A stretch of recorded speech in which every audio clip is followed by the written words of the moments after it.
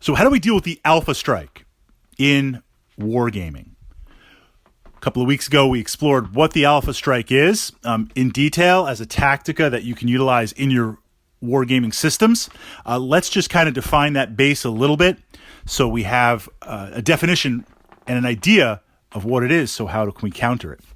The idea in the alpha strike is you deal so much damage in the first turn of the game that your opponent is at an immediate disadvantage before they can do anything. A lot of people will say this is cheesy or beardy or against the spirit of the game. I could agree, but raw, rules as written is rules as written. We see this alpha strike in games where it's a you go, I go system. Like Warhammer 40K and other systems. You set up your toy, I set up my toys, and we roll to see who goes first. I go first. For that first turn, I get to shoot, move, fight, do all my actions. You get maybe saves, cover, and then take your models off. So you're vulnerable to that first turn, alpha strike. Now, if it's a game that has activations or interrupts, then you're a little bit less vulnerable to the alpha strike. Although if I go first and I can activate 3 or 4 different units, I might be able to deliver a mini alpha strike. Because remember, at the start of the game, regardless of the system, many of us are playing with battle value, point value, power points, squadron points. The idea is we've agreed on a size of the game and we've selected our forces within those parameters. In theory, we're about equal. If I can cripple you before you do anything, so if we're playing at 2,000 battle points, and turn 1, I get to go first before you do anything, and I can take out 3 or 4 of your units, cripple you, reduce you by 300 battle points, the game hasn't even started for you, and you're already at a disadvantage. Put those models back in the case. So what we see here is more newer wargaming systems taking advantage of this idea of alternating activations, unit activations, although there are games out there from the 80s, that old DNA floating around like BattleTech, where there's a very robust and excellent initiative system back and forth. So this player interaction and the tactica of back and forth of using units, and the idea that shooting happens at the same time. So nothing is really alpha strikey, although in BattleTech, I can try to deliver the alpha strike where I try to destroy you in this turn, but you'll at least get your shots back. So how do we counter this? Because there is a particular type of player that likes to utilize this on new players, and I find it a little frustrating. So I want to kind of digress into a part 2 here. I do mind losing games. I'm doing my best not to lose games. I'm doing my best to break that losing streak when it happens. And I'm going to make a note here. How do we break a losing streak? How do we turn that losing streak around into a winning streak? No one ever says break that winning streak unless you're the recipient of not winning. So from that perspective, I don't mind losing if it's a tactical decision. There have been times with my World Eaters where I've charged in. And that probably wasn't the best idea to do. I knew it, but I accepted it. You gave me that chance for glory. If I pulled it off, then I would have something to talk about forever. I don't mind taking gambles and tactica and it not paying off. Then there are those times where just you were outplayed. Your opponent outmaneuvered you, or they pulled some sort of tactic that you just don't have the experience in the system yet, right? You've been playing 5 years. I've been playing 1 year. You have the diversity of fighting multiple armies. I've only fought 1 or 2. I mean, that happens.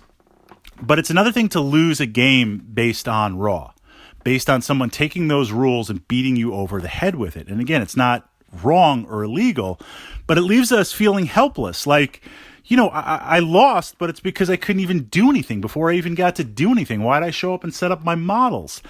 That's what we want to try to avoid. And that's why I'm pushing this out, again, because there is a segment of players that love building these sneaky alpha strike type lists and literally like circling the gaming club for someone new to walk in and be like, hey, do you want to play a game? So let's kind of be aware of it. The 2 primary ways to counter it, and a lot is going to depend, sliding system, on the type of wargaming system that you're playing, these 2 ways. The first is just not to be there turn 1. If it's a you go, I go system or a majority activation system, meaning, roll to see who goes first, and then roll to see how many units you activate and how many units I activate. You activate 6, I activate 2. You activate a unit, I activate a unit. Going back and forth, you're still going to have more units first turn. You can still deliver that mini alpha strike. The first is, don't be there. Can you put units in reserve? Can you hide out of range? Now, we talked about this idea in deployment. A lot of kind of interconnecting pieces. We talked about this idea in deployment. When does the war game start? It doesn't start turn 1. It starts in deployment when you physically start putting down your models. Now, of course, there's going to be limitations based on the mission, attacker versus defender, table edge, terrain, all those things aside. Deployment positions you turn 1 when it is your turn for the maximum advantage, to take advantage of movement, shooting, and the momentum, the game momentum against your opponent. So you want to be a little bit aggressive in terms of deployment and how to use your units, while at the same time trying to shut down your opponent's deployment options. If I see that there's the possibility for an alpha strike turn 1, then I need to be defensive with my deployment. Can I be out of range? Can I be hidden, right? Rule number 1, don't be there. So how can I minimize that? So, okay, turn 1, you go first. Everything's out of range, nothing to shoot at. No alpha strike. Turn 2, I go. And now I can come on and at least begin to fight back and forth and at least begin to thin down those battle values, models, units, numbers. Second is to go MSU, multiple small units. Now, historical war games, you can't really do MSU because we're looking at history. So here's your, battle group. This is what you have. Some sci-fi games say, well, here's your squadron. It's 3 Star Destroyers. That's what you get.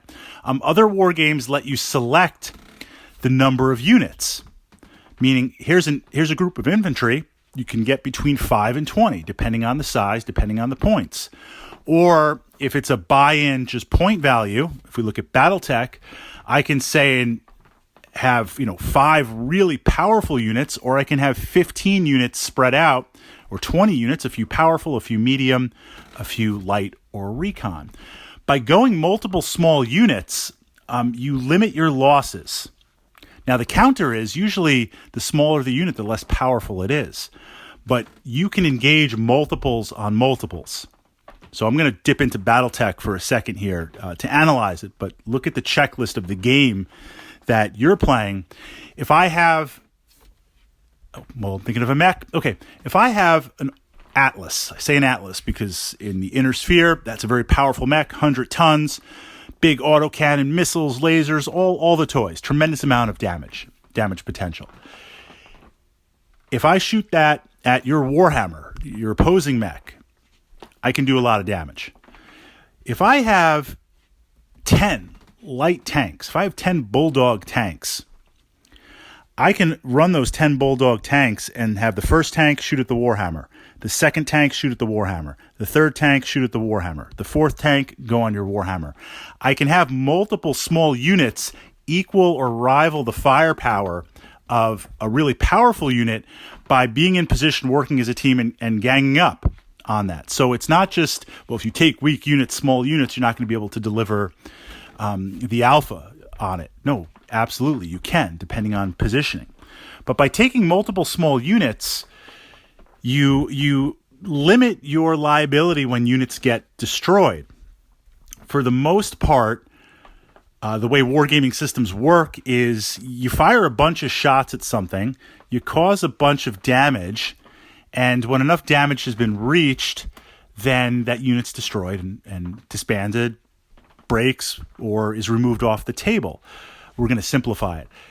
If I have a group of 20 space robots, and you have a super powerful tank, and you fire in, you're like, all right, Fritz, I'm firing 80 shots into your 20 space robots. I roll to hit, I roll for damage.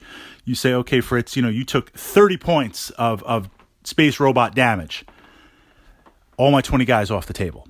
If I have a small unit, multiple small units of 5, 5, 5, and 5, so if I have 4 units of 5, when you shoot into a unit and you cause 20 points of damage, so Fritz, I shot my 80 shots, or 50, whatever it was, and I've done 20 points against your robots, removed 20, no, there's only 5 in the group. So that extra damage doesn't spill over in a lot of rule sets. You limit the liability. Now, some units can shoot at multiple targets. Some units can declare a primary and a secondary. Some games say shoot the main guns here and the side guns there. But whatever that they're shooting, once you've declared a target, whatever that deliverable is with shooting, and the damage that's caused, whether it's hull points, structure points, bubble points, wounds, if there is an overage, where does it go? It doesn't go to the unit that's right next to it. I can have the two groups of 5 and 5 space robots, and, that's the game mechanics. So the idea of an alpha strike is I have this powerful unit. I've got this super tank, and I'm like, blow, tons of dice, 100 damage points. Whatever I hit is going to blast off the table. But if it's MSU, multiple small units, it limits that liability. Now, of course, there's ways to get around that. A lot depends on the gaming system. But at least it makes things a lot harder if you're dealing with that guy. So I'm not telling you, not saying that any of us, that we are that guy. Again, Alpha Strike, rules is written. It's in there. It's viable. It's a tournament strategy. I mean, I regularly play X-Wing miniatures competitively, and I use it all the time, so I don't think of myself as that guy, but X-Wing is a little bit different. Knowing how to defend against it, knowing how to minimize it, having an alternative if you do face an alpha strike and your army is built for an alpha strike, well, then it's this analogy of, like a martial arts analogy, when two tigers fight, one dies and the other one gets mauled for life. In a wargaming system, if I have an alpha strike and you have an alpha strike, and that's what we're building, especially if it's competitive, we meet at the top tables. We're both going to, it's whoever shoots first. I don't want to go that way. I want to have the advantage to do that to you, possibly, if I'm going to be that guy. But I also want something built in where I can minimize that or potentially negate it.